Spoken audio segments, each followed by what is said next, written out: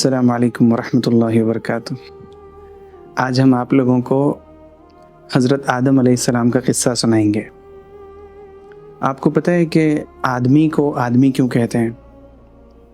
آدمی کہتے ہیں اس کو جو آدم کی اولاد ہے، اور آدمی اس لیے کہتے ہیں کیونکہ وہ آدم کی اولاد ہے۔ آدم کون ہے؟ اس کو سمجھنے سے پہلے آپ یوں سمجھیں کہ پہلے جب کوئی چیز نہیں تھی، زمین بھی نہیں تھی، آسمان بھی نہیں تھا، چاند ستارے، کوئی چیز نہیں تھی، تو اللہ تعالیٰ اس وقت بھی موجود تھا۔ تو اس نے چاہا کہ ہم چیزیں پیدا کریں، تو اس نے زمین کو پیدا کیا، اور زمین کو اس نے 2 دن میں پیدا کیا۔ 2 دن میں زمین کو پیدا کیا، اور پھر 4 دنوں کے اندر اس نے زمین میں انسان کے زندگی گزارنے کے لیے جتنی چیزیں ضروری ہو سکتی تھیں۔ ہم لوگ جب اس دنیا میں زندہ ہیں تو ہم بہت ساری چیزیں کھاتے ہیں، پیتے ہیں، زمین سے ساری چیزیں اناج وغیرہ اگاتے ہیں، زمین سے ہم پانی نکالتے ہیں۔ تو اس نے زمین کے اندر انسان اور اس دنیا کے اندر رہنے والے جاندار کے لیے جتنی چیزیں ضروری ہو سکتی تھیں، اس نے تمام چیزوں کو 4 دن میں زمین کے اندر رکھا۔ اور کمال کی بات یہ ہے کہ ان چیزوں کو اللہ تعالیٰ نے سب لوگوں کے لیے برابر بنایا۔ یعنی اگر امیر، ایک مالدار آدمی زمین کو کھودے گا اس کو بھی پانی ملے گا، اور ایک غریب آدمی وہ زمین کو کھودے گا تو اس کو بھی پانی ملے گا۔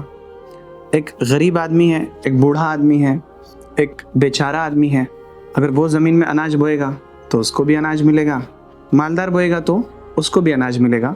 یہ چیزیں سب کے لیے برابر ہیں۔ تو کل کتنے دن ہو گئے؟ 2 دن میں اس نے زمین کو پیدا کیا، اور 4 دن میں اس نے زمین کے اندر زندگی گزارنے کے لیے جتنی چیزیں ضروری ہو سکتی تھی وہ ساری چیزیں رکھی۔ تو کل ہو گئے 6 دن۔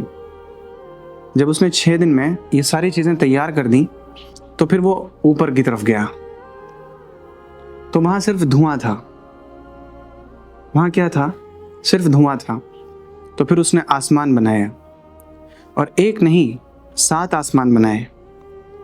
پھر زمین اور آسمان دونوں سے کہا کہ سنو، تم میری بات مانو گے، مجھے سجدہ کرو گے، میری عبادت کرو گے، یہ سب خوشی سے کرو گے یا مجبوری میں کرو گے؟ تو زمین و آسمان نے کہا کہ نہیں، آپ تو پیدا کرنے والے ہیں، تو ہم خوشی سے آپ کی اطاعت کریں گے، آپ کی فرما برداری کریں گے۔ اب تم دیکھو کہ زمین چکر لگاتی ہے، سورج چکر لگاتا ہے، تو یہ سب اپنے مدار میں اللہ تعالیٰ نے ان کا جو راستہ متعین کیا ہوا ہے، اس راستے میں یہ لوگ اپنے ٹائم کے اعتبار سے، وقت کے اعتبار سے پابندی کے ساتھ چلتے ہیں۔ کسی دن ایسا ہوا کہ آپ صبح اٹھے تو دیکھا کہ ارے سورج غائب ہے؟ نہیں ہوتا ہے نا ایسا۔ آپ کبھی ایسا ہوا کہ دیکھیں کہ بھئی دن کے وقت رات ہو گئی اور رات کے وقت دن ہو گیا؟ ایسا نہیں ہوتا ہے۔ کیوں؟ کیونکہ انہوں نے اللہ تعالیٰ سے فرما برداری کا عہد کیا ہے کہ ہم تو فرما برداری کریں گے، آپ نے ہم کو جس چیز کے لیے متعین کیا ہے ہم اس کو کرتے رہیں گے، اور وہ کر رہے ہیں۔ یہ سب کچھ انسان کی خدمت کے لیے اللہ نے بنایا۔ اس کے بعد اس نے فرشتوں کو پیدا کیا، اور بھی بہت سی ایسی مخلوقات پیدا کی جس کو ہم نہیں جانتے ہیں۔ اس نے فرشتوں کو پیدا کیا، تو فرشتوں کو کیسے بنایا؟ نور ہے نا، نور، روشنی۔ اس نے فرشتے کو نور سے پیدا کیا، اور فرشتے کے اندر بہت طرح کی اس نے صفات رکھی ہیں، اس کی بہت ساری اسپیشلٹی ہے، خصوصیات ہے۔ کیا خصوصیات ہے؟ کہ وہ پلک جھپکتے ہی کہیں بھی جا سکتے ہیں، اتنی طاقت دی ان کو صلاحیت اتنی عطا کی کہ وہ نظروں سے اوجھل ہو سکتے ہیں۔ فرشتے اگر آ جائیں ہماری اس مجلس میں تو ہمیں اور آپ کو وہ نظر نہیں آئیں گے۔ یہ صلاحیت اللہ تعالیٰ نے ان کو دی، ساری چیزوں کی طاقت ان کو دی۔ ایک طاقت، ایک صلاحیت اللہ نے فرشتوں کو نہیں دی ہے، پتہ ہے وہ کیا ہے؟ وہ ہے گناہ کرنے کی صلاحیت۔ یعنی فرشتے اگر یہ چاہیں کہ ہم گناہ کر لیں تو وہ گناہ نہیں کر پائیں گے، ان کو یہ طاقت ہی نہیں ہے، ان کو اختیار ہی نہیں ہے۔ اللہ نے ان کو پیدا ہی کیا ہے اپنی عبادت کے لیے، تو اس نے فرشتوں کو پیدا کیا۔ پھر اصل میں جو اللہ کا ارادہ تھا نا، وہ تھا زمین میں اپنا نائب بنانا، زمین میں اپنا خلیفہ بنانا۔ تو اس نے فرشتوں سے یوں ہی کہا کہ ہم چاہتے ہیں کہ زمین میں اپنا خلیفہ بنائیں، انسان کو پیدا کریں۔ تو فرشتے زمین میں اس سے پہلے کچھ مخلوقات کو دیکھ چکے تھے۔ زمین میں انسان سے پہلے کچھ مخلوقات بستی تھی۔ تفسیر کی کتابوں میں جب آپ بڑے ہو جائیں گے تو آپ پڑھیں گے کہ یہاں بن رہتے تھے، جن نہیں، کیا رہتے تھے؟ بن۔ تو وہ بہت فساد مچاتے تھے زمین میں۔ پھر جن رہنے لگے، انہوں نے بھی بہت فساد مچایا، تو اللہ تعالیٰ نے وہاں سے فرشتوں کو بھیجا، اور ان فرشتوں نے ان جنوں کو غاروں میں بند کیا مار مار کے، اور بہت ساروں کو قتل کیا۔ تو انہوں نے دیکھا ہوا تھا کہ زمین میں جس مخلوق کو اللہ تعالیٰ بساتے ہیں وہ فساد مچاتی ہے۔ تو جب اللہ تعالیٰ نے اپنے فرشتوں سے کہا کہ میں زمین میں ایک نائب بنانے والا ہوں، اپنا ایک خلیفہ بنانے والا ہوں جو زمین میں جائے اور زمین کی حکومت کو سنبھالے، وہاں پر ہمارا نظام قائم کرے، ہماری بات مانے اور ہمارے حساب سے چلے، تو پتہ ہے فرشتوں نے کیا کہا؟ فرشتوں نے کہا کہ اللہ تعالیٰ، ہم لوگ تو آپ کی تسبیح بھی کرتے ہیں، آپ کی تعریف بھی کرتے ہیں، آپ کی عبادت میں جٹے رہتے ہیں، سجدہ بھی کرتے ہیں، رکوع بھی کرتے ہیں، ہر چیز ہم کرتے ہیں۔ اگر مقصد عبادت ہے تو ہم کرنے کے لیے ہیں نا تیار، آپ کیوں پیدا کر رہے ہیں زمین میں ایک ایسی چیز کو جو بہت فساد مچائے گا؟ یہ انہوں نے کیوں کہا؟ کیونکہ انہوں نے انسان سے پہلے ایک دوسری قسم کے لوگوں کو دیکھ لیا تھا کہ زمین میں رہنے کے بعد انہوں نے فساد مچایا تھا۔ یہ اعتراض نہیں تھا، یہ آبجیکشن نہیں تھا، یہ ان کا خیال تھا۔ کیا تھا ان کا؟ ان کا ایک خیال تھا کہ اگر عبادت مقصد ہے تو ہم تو عبادت کر رہے ہیں، آپ انسان کو کیوں پیدا کریں گے؟ تو اللہ تعالیٰ نے ایک جواب دیا ان کو، اور ایک ایسا جواب دیا کہ وہ لوگ خاموش ہو گئے۔ اس کا کوئی جواب نہیں تھا ان کے پاس۔ اللہ تعالیٰ نے کہا کہ ارے میں وہ بات جانتا ہوں جو تم نہیں جانتے۔ اب ظاہر سی بات ہے کہ اللہ کا علم تو بہت بڑا ہے۔ جیسے اللہ تعالیٰ کی ذات ہے وہ لامحدود ہے۔ وہ کیا ہے؟ لامحدود، نہ ختم ہونے والی ذات۔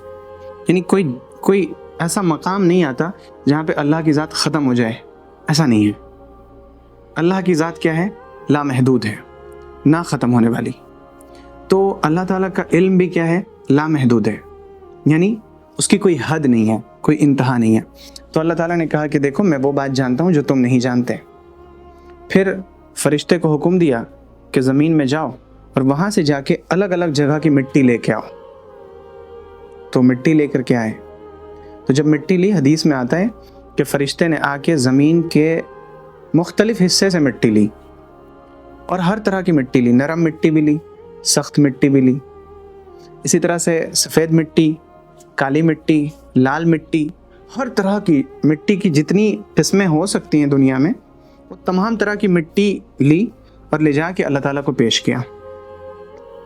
حدیث میں آتا ہے کہ اسی وجہ سے انسان بھی الگ الگ طرح کے ہیں، کوئی لال ہے، کوئی اجلا ہے، کوئی کالا ہے، کوئی نرم مزاج ہے، کسی کا مزاج سخت ہے کیونکہ وہ اس مٹی سے پیدا ہوا ہے۔ کوئی سخت مٹی سے پیدا ہوا تو اس کا مزاج کیسا ہوگا؟ سخت ہوگا۔ اگر کوئی نرم مٹی سے پیدا ہوا اس کا مزاج کیسا ہوگا؟ نرم مزاج ہوگا۔ اور جب آپ اور کتابوں کا مطالعہ کریں گے تو آپ کو پتہ چلے گا کہ انسان کس مٹی سے پیدا ہوا ہے، اس کا پتہ چل جاتا ہے۔ کیسے پتہ چلتا ہے؟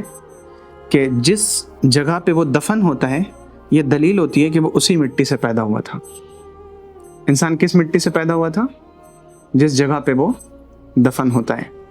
تو اللہ تعالیٰ نے پھر وہ مٹی لی، اور وہ مٹی کافی سڑی ہوئی تھی، بدبودار تھی، گارا تھا۔ وہ کیا تھا؟ گارا۔ گارا کس کو کہتے ہیں؟ مٹی اور پانی کا جو مکسچر ہوتا ہے اس کو کیا کہتے ہیں؟ گارا۔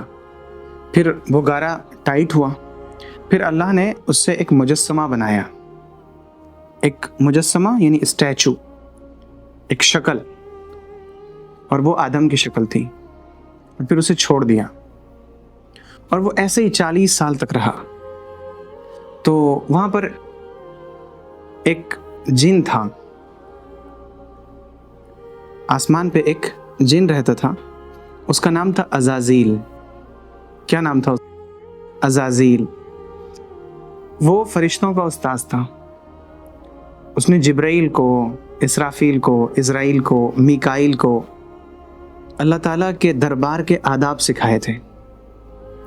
ہر آسمان پہ اس کا نام الگ تھا، کسی آسمان پہ اس کو عابد کہا جاتا تھا، کسی آسمان پہ اس کو زاہد کہا جاتا تھا، کسی آسمان پہ اس کو متقی کہا جاتا تھا، ہر آسمان پہ اس کے بڑے اچھے اچھے نام تھے۔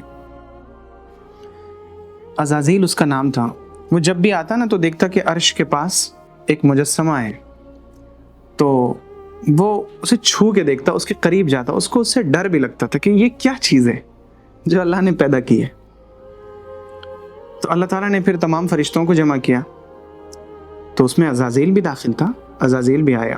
اللہ نے کہا کہ دیکھو میں نے انسان پیدا کیا ہے آدم، جب میں اس میں اپنی روح ڈال دوں، اس میں اپنا حکم ڈال دوں، اس میں جب میں روح پھونک دوں اور یہ جان والا ہو جائے تو پھر تم اس کے لیے سجدہ کرنا، تم اس کے لیے کیا کرنا؟ سجدہ کرنا۔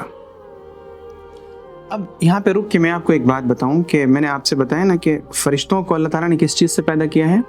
نور سے۔ عزازیل کو کس سے پیدا کیا ہے؟ آگ سے۔ جن کو اللہ نے کس سے پیدا کیا ہے؟ آگ سے۔ تو جن آگ سے پیدا ہوئے ہیں، فرشتے نور سے پیدا ہوئے ہیں، اور آدم مٹی سے پیدا ہوئے ہیں۔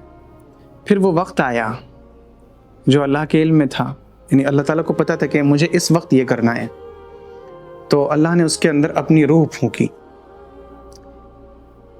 تو جو آدم تھے نا، ابھی تک تو ان کے اندر روح نہیں تھی، جب روح گئی نا ان کے اندر تو انہوں نے آنکھیں کھولی اور دیکھا، پھر وہ آگے بڑھے اور اس طرح سے وہ چلے۔ حضرت آدم علیہ السلام جب چلنے لگے تو اللہ تعالیٰ نے ان کو اپنے پاس بلائے، اور بلا کے جو چیزیں تھیں نا ان چیزوں کے نام سکھا دیے کہ دیکھو یہ فلانی چیز ہے، اس کی حقیقت یہ ہے، اس کا فائدہ یہ ہے، اس کا استعمال یہ ہے۔ اور وہ استعمال ہونے والی چیزیں تھیں، جیسے پلیٹ، جیسے کٹوری، جیسے چمچ، جیسے گلاس۔ یہ ان چیزوں کے نام بتائے اور ان کی حقیقتیں بتائیں کہ ان سے یہ کام ہوتا ہے، اس کو اس طرح استعمال کیا جاتا ہے۔ اور جب بتا دیا تو پھر اللہ تعالیٰ نے آدم علیہ السلام کو سامنے رکھ کے فرشتوں سے پوچھا کہ بتاؤ یہ کیا چیزیں ہیں؟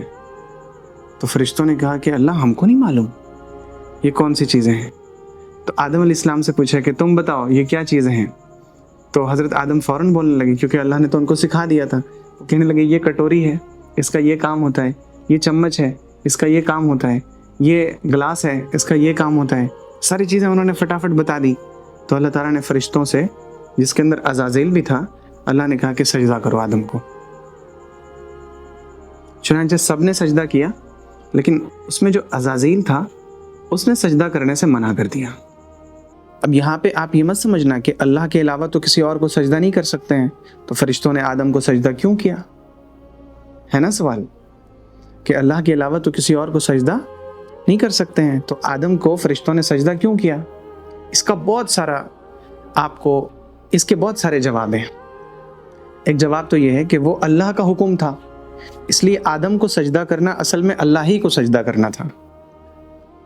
دوسرا جواب یہ ہے کہ آدم کو اللہ تعالیٰ نے وہ سجدہ کرنے کے لیے نہیں کہا تھا فرشتوں سے جیسے اللہ کو سجدہ کرتے ہیں، بلکہ سجدے سے مراد ہے یہاں پہ جیسے بادشاہوں کے سامنے، جب بادشاہوں کے دربار میں لوگ جاتے ہیں تو اپنے سینے پہ ہاتھ رکھ کے تھوڑا سا جھکتے ہیں، تو یہ سجدہ تعظیمی ہے۔ کون سا سجدہ ہے یہ؟ سجدہ تعظیمی۔ تو اللہ تعالیٰ نے یہی کہا تھا۔ اور اصل بات یہ ہے کہ جب اللہ نے کہا نا تو وہ شرک نہیں ہوا، اللہ نے کہہ دیا تو وہ شرک نہیں ہوا، وہ گناہ نہیں ہوا، بلکہ سجدہ کرنا عبادت ہو گئی اور سجدہ نہ کرنا کفر ہو گیا۔ تو اس وقت سب نے سجدہ کیا، لیکن جو عزازیل تھا اس نے کہا کہ نہیں میں سجدہ نہیں کروں گا۔ عزازیل کون تھا؟ فرشتوں کا استاذ تھا، اور وہ نور سے پیدا ہوا تھا یا نار سے پیدا ہوا تھا؟ نار سے پیدا ہوا تھا، آگ سے پیدا ہوا تھا، کیونکہ میں نے آپ کو پہلے ہی بتایا کہ جس کو اللہ نے نور سے پیدا کیا اس میں اللہ تعالیٰ کے حکم سے ہٹنے کی صلاحیت ہی نہیں ہے، یعنی فرشتے اللہ کے حکم کے خلاف کر ہی نہیں سکتے۔ تو عزازیل جس کو اللہ نے آگ سے پیدا کیا تو اس نے کہا نا بھائی میں سجدہ نہیں کروں گا۔ تو اللہ تعالیٰ نے اس سے پوچھا کہ کیوں؟ تو اس نے کہا کہ دیکھیں آپ نے مجھے آگ سے پیدا کیا اور آدم کو مٹی سے پیدا کیا۔ مٹی کی خصوصیت ہے نیچے گرنا، جھک جانا. اور آگ کی صفت ہے اوپر اٹھنا. آپ آگ جلاتے ہو تو آگ کدھر جاتی ہے؟ اوپر.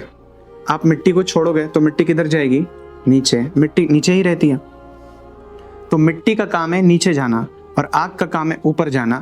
ایک اوپر جانے والی چیز سے پیدا ہوئے شخص کو یہ کیسے کہا جا سکتا ہے کہ تم ایک جھکنے والی چیز کو سجدہ کرو؟ میں سجدہ نہیں کروں گا. آپ کو پتہ ہے کہ اس نے سجدے کا انکار جو کیا اس کی وجہ کیا تھی؟ اصل میں عزازیل کے دل کے اندر حسد پیدا ہو گیا. کیا پیدا ہو گیا؟ حسد. حسد کا مطلب ہوتا ہے کہ کسی کے پاس کوئی خوبی ہے تو ہم اس کی خوبی دیکھ کے جلنے لگیں اور ہم یہ چاہیں کہ اس کو یہ خوبی کیوں ملی، اس سے یہ خوبی ختم ہو جائے. اس کو حسد کہتے ہیں. یہ بہت بڑا گناہ ہے. حسد جب کوئی آدمی کرتا ہے نا کسی سے تو اس کی نیکی مونڈ دی جاتی ہے. جیسے دیکھو سر میں بال ہیں، آپ سر پہ استرا چلاؤ گے تو بال کیا ہو جائیں گے؟ منڈے چلے جائیں گے، بال پورے ختم ہو جائیں گے. ایسے ہی آپ کے اندر اگر حسد آئے گا تو وہ آپ کی نیکیوں کو کیا کر دے گا؟ مونڈ دے گا، ختم کر دے گا. تو عزازیل کے اندر حسد پیدا ہو گیا کہ ارے آدم میرے بعد پیدا ہوا، اس نے اللہ کی اتنی عبادت بھی نہیں کی جو میں نے کی ہے. پھر اللہ تعالیٰ نے فرشتوں سے یہ کیوں کہا کہ تم آدم کو سجدہ کرو، یہ کیوں نہیں کہا کہ عزازیل کو سجدہ کرو؟ اس کے دل کے اندر کیا پیدا ہو گیا؟ حسد. یعنی اس پوری کائنات کا سب سے پہلا گناہ کون سا ہے؟ حسد. کون سا گناہ ہے؟ حسد. سب سے پہلا گناہ. کفر تو بعد میں آیا نا. جب اس نے حسد کیا، جب اس کے دل کے اندر حسد پیدا ہوا تب اس نے کہا کہ میں سجدہ نہیں کروں گا. تو جب اس نے کہا نا کہ میں سجدہ نہیں کروں گا تو اللہ تعالیٰ نے کہا کہ ٹھیک ہے، اگر تم میرے حکم کو نہیں مانتے تو تم یہاں سے باہر نکل جاؤ اور آج سے تم مردود ہو گئے، ملعون ہو گئے، میری رحمت سے تم دور ہو گئے. تو اس کو اتنے دنوں تک چونکہ عبادت کا تجربہ تھا، اسے معلوم تھا اللہ کی رحمت کتنی بڑی ہے، تو اس نے جاتے جاتے کہا اللہ تعالیٰ سے کہ اللہ تعالیٰ میں تو جا رہا ہوں لیکن میری آپ سے ایک دعا ہے کہ آپ مجھے قیامت تک کی زندگی دے دیجئے تاکہ یہ جو آدم ہے جس کی وجہ سے آپ مجھے نکال رہے ہیں نا، میں اس کو بہکاؤں گا. تو اس کو یہ معلوم تھا کہ اللہ تعالیٰ غصے میں بھی ہو تو دعاؤں کو قبول کرتا ہے. اس کو معلوم تھا اللہ تعالیٰ غصے میں بھی ہو تو کیا کرتا ہے؟ دعاؤں کو قبول کرتا ہے. اب ذرا سوچو اگر ہم ہوتے یا آپ ہوتے اور ہماری کسی نے بات نہ مانی ہوتی اور ہم اس سے کہتے کہ میرے یہاں سے نکل جا، اور پھر وہ جاتے جاتے ہم سے کوئی چیز مانگتا، کیا ہم اسے دیتے؟ نہیں دیتے. لیکن اللہ تعالیٰ نے کہا کہ ٹھیک ہے، تو نے کہا ہے کہ قیامت تک کی مہلت چاہیے، قیامت تک کا ٹائم چاہیے، میں تمہیں وقت دے رہا ہوں، جاؤ تمہیں جو کرنا ہے کر لو. تو اس نے کہا کہ ٹھیک ہے، اب میں اس آدم کی اولاد کو بہکاؤں گا، میں انہیں آپ کے راستے سے ہٹاؤں گا، اور آپ نے جو ان کے لیے سیدھا راستہ بنایا ہے میں ان کو سیدھے راستے پہ چلنے نہیں دوں گا. میں ان کے پاس ان کے آگے سے بھی آؤں گا، پیچھے سے بھی آؤں گا. یعنی یہ آگے بڑھیں گے نا، میں آ کے روک لوں گا ان کے راستے کو، نہیں یہ اچھا راستہ نہیں ہے. پھر یہ بہک کے غلط راستے میں چلا جائے گا. یہ پیچھے ہٹنے لگے گا، میں پیچھے بھی کھڑا ہو جاؤں گا، میں ان کے دائیں سے بھی آؤں گا اور میں ان کے بائیں سے بھی آؤں گا. لیکن آپ یہ بتاؤ کہ شیطان اس نے چار طرف کی بات کی ہے. اس نے کہا میں آگے سے آؤں گا، پیچھے سے آؤں گا، دائیں سے آؤں گا، بائیں سے آؤں گا، اور اس نے اوپر اور نیچے نہیں کہا نا. یعنی دو دروازے ایسے ہیں جہاں پر شیطان آپ کو نہیں بہکا سکتا، ایک اوپر اور ایک نیچے. اوپر کیا ہے؟ دعا. جب بندہ دعا کرتا ہے تو وہ اوپر والے سے مانگتا ہے. اور نیچے کیا ہے؟ سجدہ. نیچے کیا ہے؟ سجدہ. جب بندہ سجدے میں جا کے اللہ سے مانگتا ہے، اللہ کی عبادت کرتا ہے، تو پھر شیطان اس کو نہیں بہکا سکتا. یعنی بندہ دعا کرے کہ اللہ مجھے ہدایت پہ جمائیے، اور بندہ عبادتوں میں لگا رہے تو وہ شیطان کا دوست، اس کا دوست بنے گا، اللہ کا دوست بنے گا. تو اللہ تعالیٰ نے اس کی یہ دعا قبول کر لی. تو اس نے ایک وعدہ کیا. اس نے کہا کہ دیکھیے اب میں ان کے پاس آؤں گا اور میں ان کے مال میں اور ان کی اولاد میں شریک بن جاؤں گا. بس مال ہوگا تو میں مال میں گھس جاؤں گا، میں ان کو بہکاؤں گا، میں ان کی اولاد کے ذریعے سے ان کے اندر دخل دوں گا. آپ کو پتہ ہے جیسے آپ نے دیکھا ہوگا بڑوں کو کبھی کھا رہے ہیں دسترخوان پہ بیٹھے ہیں، آپ کو میں چھوٹی سی مثال دے رہا ہوں، دسترخوان پہ بڑے لوگ کھا رہے ہیں، ماں باپ کھانا کھا رہے ہیں، وہ بچہ چھوٹا سا بچہ 2 سال 3 سال کا ادھر ادھر کھیل رہا ہے، تو شیطان اس کے پاس جاتا ہے اور اس سے کہتا ہے کہ امی ابا کھانا کھا رہے ہیں، تم بھی جلدی سے جاؤ۔ بس وہ شیطان آتا ہے، وہ بچہ آتا ہے دوڑتا ہوا اور جا کے فوراً پلیٹ میں ہاتھ ڈال دیتا ہے بغیر بسم اللہ کے، بغیر ہاتھ دھوئے۔ تو شیطان اس بچے کے بہانے سے اس کے کھانے میں داخل ہو جاتا ہے۔ تو وہ مال کے ذریعے سے بھی آتا ہے، وہ اولاد کے ذریعے سے بھی آتا ہے۔ تو شیطان ہمیشہ انسان کے پیچھے لگنے کی بات کہہ رہا تھا، اس نے کہا کہ میں تو اس کے پیچھے لگا رہوں گا۔ اللہ تعالیٰ نے فرمایا کہ ٹھیک ہے، تم لگو، تمہیں جن کے پیچھے لگنا ہے لگو، تم بہکاؤ، لیکن میرے کچھ لوگ تو ایسے ہوں گے جنہیں تم بہکا نہیں سکتے، اور تم جس راستے کی طرف ان کو بلاؤ گے وہ تمہاری پیروی نہیں کریں گے، بلکہ وہ میرے خاص بندے ہوں گے۔ تو اس نے کہا کہ ٹھیک ہے، ہم دیکھتے ہیں، ہم کوشش کریں گے کہ اکثر لوگوں کو بہکا دیں۔ چنانچہ جب اس کو مردود قرار دے دیا گیا تو اس کو نکال دیا گیا وہاں سے۔ پھر آدم علیہ السلام کو اللہ تعالیٰ نے حکم دیا کہ تم جنت میں رہو، چنانچہ وہ جنت میں رہنے لگے۔ وہاں پر ساری آسائش تھی، سب آرام تھا۔ آپ جنت کے بارے میں جانتے ہیں نا، اتنی نعمتیں ہیں اور ایسی نعمتیں ہیں کہ آپ جو چاہیں گے وہ ہو جائے گا، آپ صرف چاہیں گے اور وہ چیز ہو جائے گی۔ آپ چاہیں گے میں کھاؤں، کھانا حاضر، پانی پیوں، پانی لے کر کے بندہ حاضر، خادم حاضر، ایسی زندگی تھی۔ لیکن ان کو اکیلے من نہیں لگ رہا تھا، تو اللہ تعالیٰ نے حضرت حوا کو پیدا کیا، تو دونوں میاں بیوی ہو گئے۔ اب اللہ نے دونوں سے کہا کہ تم جنت میں رہو، گھومو پھرو، جو چاہو کرو، جو چاہو کھاؤ۔ یہ ہزاروں طرح کے درخت ہیں اور اس میں لاکھوں قسم کے میوے ہیں، جو چاہو تم استعمال کرو۔ لیکن اللہ تعالیٰ نے ایک درخت کو مینشن کر کے بتایا کہ یہ والا جو درخت ہے نا، اس کا پھل مت کھانا، اس کے قریب نہ جانا۔ حضرت آدم رک گئے کہ بھائی اللہ نے اس سے منع کیا، یہ شجرہ ممنوعہ ہے۔ کیا ہے یہ؟ شجرہ ممنوعہ، ایک ایسا درخت جس سے منع کر دیا گیا ہے، جس سے روک دیا گیا ہے۔ آپ کو پتہ ہے انسان کی ایک عادت ہے کہ انسان اس چیز کا زیادہ لالچی ہوتا ہے جس چیز سے اس کو روکا جائے، ہے نا؟ آپ اگر کسی دیوار پہ لکھ دیں گے کہ یہاں لکھنا منع ہے تو لوگ ضرور لکھیں گے، کیوں؟ یہ اس کی عادت ہے۔ اور اگر آپ چھوڑ دیں گے، کچھ نہیں کریں گے، تو اس پہ کسی کا دھیان بھی نہیں جائے گا۔ تو حضرت آدم اور حضرت حوا دونوں اس درخت کے قریب نہیں جاتے تھے۔ شیطان آیا ان کے پاس اور ان کے دل میں یہ وسوسہ ڈالا کہ اس درخت کے قریب جاؤ۔ حضرت آدم تو رک گئے، تو وہ حضرت حوا کے پاس گیا، عورت تھی وہ، ان کو بہلانا ذرا آسان تھا، تو ان کے دل میں یہ بات ڈالی اور ان سے کہا کہ پتہ ہے اللہ تعالیٰ نے تم دونوں کو اس درخت کے پاس جانے سے کیوں منع کیا ہے؟ تو انہوں نے کہا نہیں پتہ۔ تو کہا اس لیے منع کیا ہے کہ اگر تم کھا لوگے نا اس کا پھل تو تم کو ابدی زندگی مل جائے گی، پھر تم اس سے نکالے نہیں جاؤ گے اور تم دونوں مقرب فرشتوں میں شامل ہو جاؤ گے۔ تو ان کو بات سمجھ آ گئی کہ ہاں یہ تو صحیح کہہ رہا ہے۔ اور اس نے صرف اتنی بات ہی نہیں کہی تھی، بلکہ وہ شیطان ہے نا، تو اس نے جب اللہ تعالیٰ سے کھلا چیلنج لے لیا ہے سرکشی کا کہ میں تو نافرمانی کروں گا، میں آپ کی بات نہیں مانوں گا، میں جہنم کے لیے تیار ہوں، اور صرف میں ہی نہیں میرے ساتھ بہت سارے لوگوں کو میں لے کے جاؤں گا، اس کو تو کسی چیز کی پرواہ تھی نہیں۔ تو اس نے جھوٹی قسم بھی کھائی اور قسم کھا کے کہا کہ ارے قسم کھا کے کہہ رہا ہوں، میں بالکل صحیح کہہ رہا ہوں، آپ میری بات مانو۔ تو وہ دونوں بھاگ گئے، اور وہ دونوں جب بھاگ گئے تو ان دونوں نے جا کر کے اس درخت کے پھل کو کھا لیا، اور جیسے ہی پھل کو کھایا تو ان کے جسم پہ جو کپڑا تھا وہ اتر گیا۔ اب انہوں نے جلدی سے پتا توڑنا شروع کیا، جنت کے درخت کا پتا، اور اپنے بدن کو چھپانے لگے۔ اللہ تعالیٰ نے منع کیا تھا اس درخت سے۔